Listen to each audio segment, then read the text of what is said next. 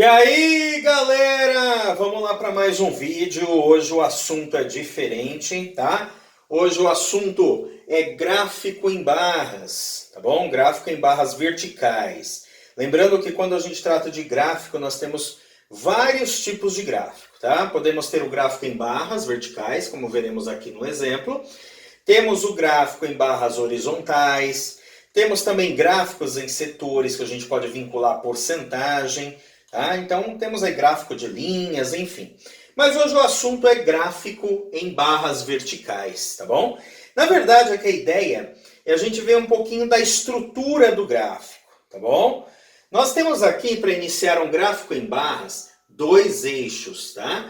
Um eixo vertical e um eixo horizontal. Nós temos aqui um modelo de gráfico, né? Lembrando que todo gráfico tem um título, tá bom? E todo gráfico também pode ser proveniente de uma tabela. Nós pegamos os resultados desta tabela, né, para montar um gráfico, tudo bem? Qual o principal objetivo do gráfico, né? Um deles é facilitar uma visualização de uma determinada situação.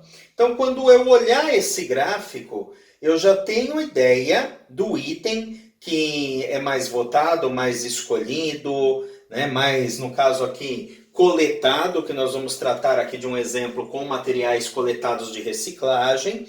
Então, se eu visualizar, né, por exemplo, aqui um gráfico de barras verticais, eu visualizo, já sei qual é a barra mais alta, né, a barra maior, e eu já sei que aquele item que está descrito aqui embaixo foi o mais escolhido, tá bom?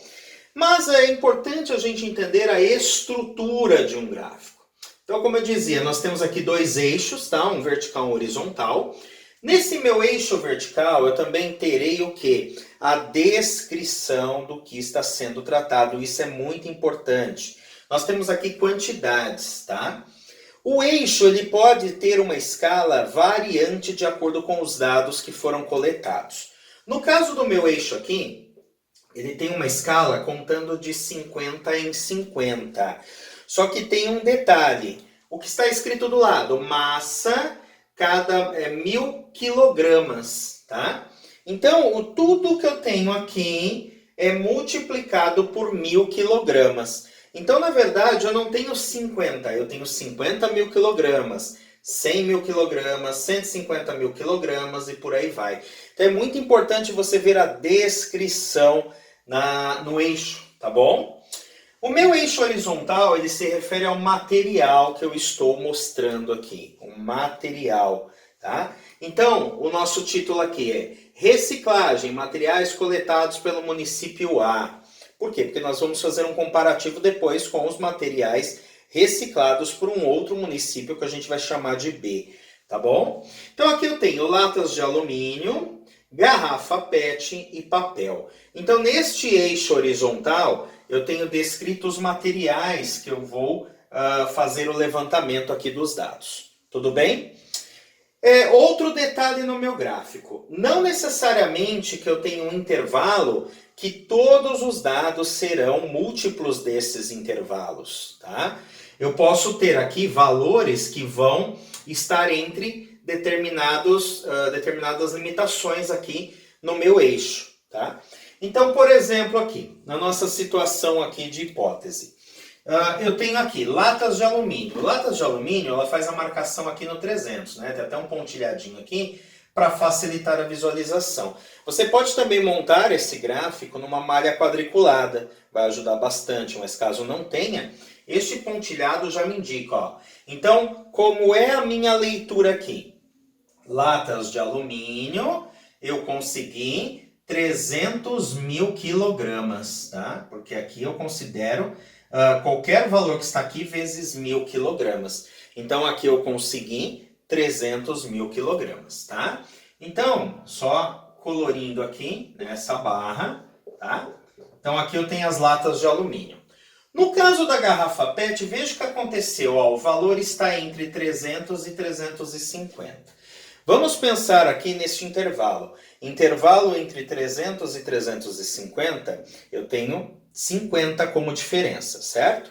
Se ele ocupa exatamente a metade desse intervalo, é a mesma coisa que eu pegar este 50 de intervalo e dividir por 2.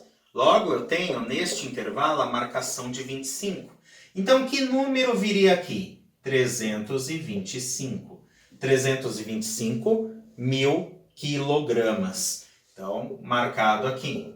E aqui é uma situação que eu falei justamente que não necessariamente a minha barra vai atingir só os múltiplos. Porque se eu dependo de dados, é importante que eu considere todos os dados, ok? Por último, eu tenho o papel. Veja aqui o papel. O papel ele marca 50. 50 o quê? 50 mil quilogramas. Então aqui a gente pode ter uma série de questões, né? Por exemplo, qual o material mais coletado aqui pelo município A? Eu olho a primeira barra, olho a segunda, olho a terceira, comparando. Barra mais alta é a que tem a maior quantidade de material coletado. Então eu tenho garrafa PET com 325 mil quilogramas. Aí é importante na resposta. Eu não posso colocar lá, eu tenho o número de garrafas PET que é igual a 325. Não, porque aí eu estou dizendo que eu tenho 325 unidades de garrafa PET. E na verdade aqui eu tenho que respeitar o quê? Tenho que respeitar a minha delimitação aqui no meu eixo, tá?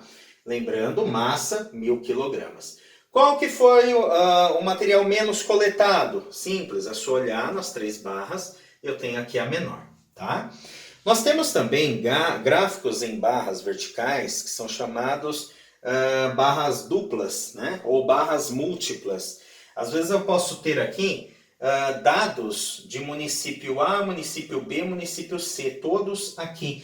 E aí eu precisaria do quê? De uma legenda. Então aí fica para um outro momento, mas é importante ter essa informação, né? Aqui eu tenho barras simples, né? Barras verticais simples, só tem um dado correspondente ao município A de 3 materiais. Tudo bem? Continuo essa aula no próximo vídeo, hein? Não sai daí!